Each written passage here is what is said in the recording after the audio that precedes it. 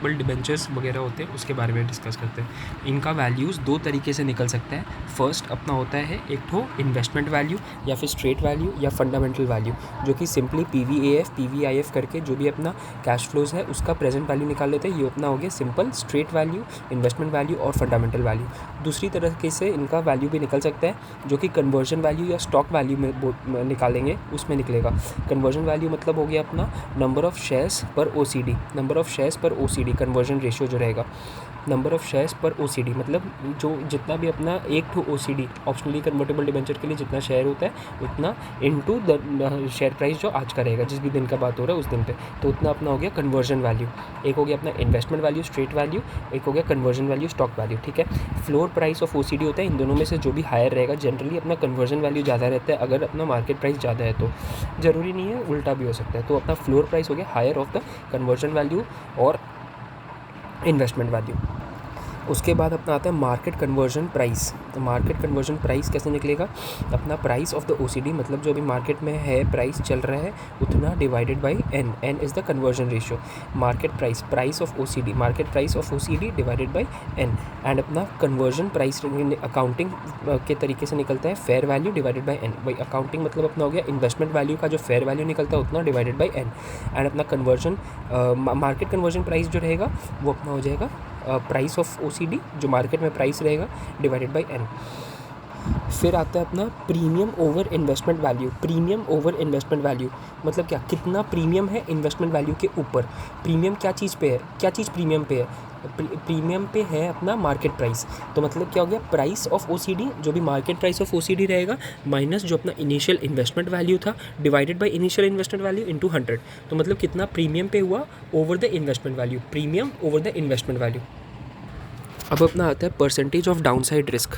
Downside risk मतलब क्या, कितना तक अपना शेयर डिबेंचर का वैल्यू नीचे गिर सकता है। जो डिबेंचर जो होता है पूरी तरह से सेफ रहता है, तो इन्वेस्टमेंट वैल्यू जो है वो तो अपना श्योर शॉट इनकम है, मतलब क्या PV जो भी कैश फ्लोज का PV है वो तो श्योर शॉट आना ही आना है, तो वो अपना इन्वेस्टमेंट वैल्यू के तो नीचे कभी जाएगा नहीं।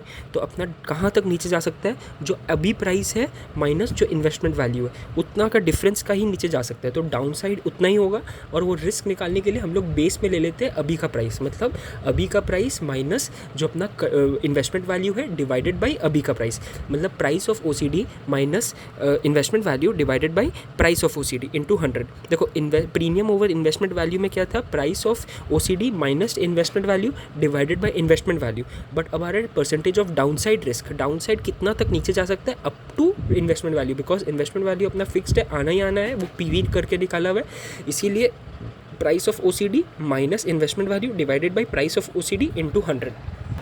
फिर आ रहा है अपना कन्वर्जन प्रीमियम। कन्वर्जन प्रीमियम मतलब क्या हो गया, कितना कन्वर्जन वैल्यू के ऊपर कितना प्रीमियम है इस शेयर इस डिबेंचर पे।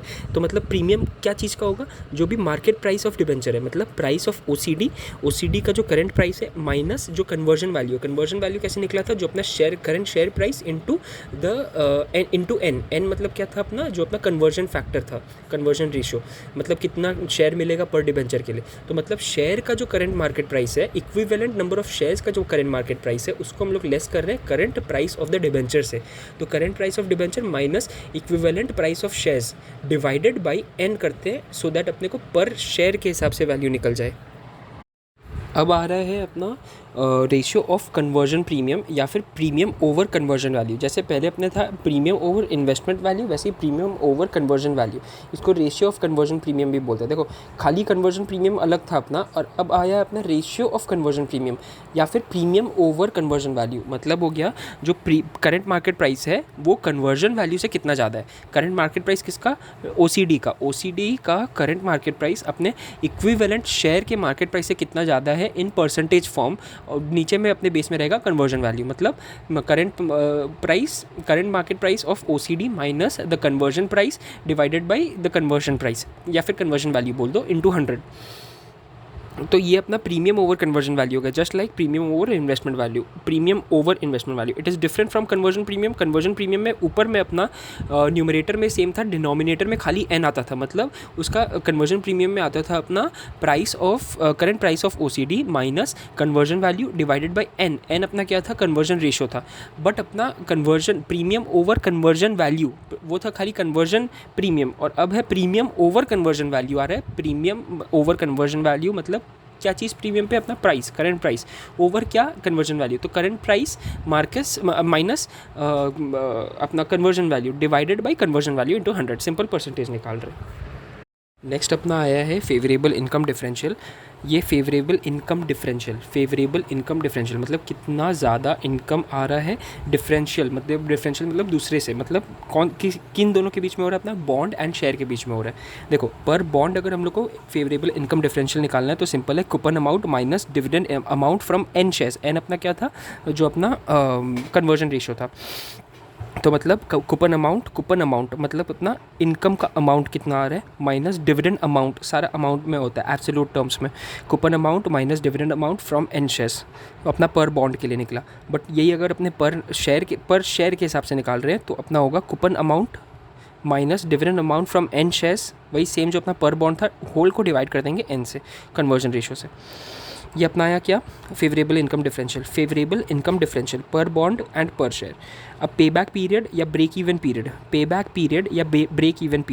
इवन पीरियड और पे बैक पीरियड, मतलब जिसमें कि हम इंडिफरेंट रहेगा दोनों में, वो कितना पीरियड के लिए, वो हो गया अपना price of the optionally convertible debenture minus the conversion value कितना था अपना, जो अपना number of shares per OCD that is conversion ratio into the share price today. तो मतलब price of the OCD today देखेंगे माइनस शेयर का price today into conversion factor, whole divided by favourable income differential per bond. Favourable income differential क्या था, coupon amount minus dividend from n shares. तो मतलब ultimately break even period अपना क्या हो गया, या पे बैक पीरियड और the break even period is all the same, हो गया अपना price of the OCD minus conversion value divided by coupon amount minus dividend amount from n shares. Price of the OCD minus conversion value divided by coupon amount minus dividend from n number of shares.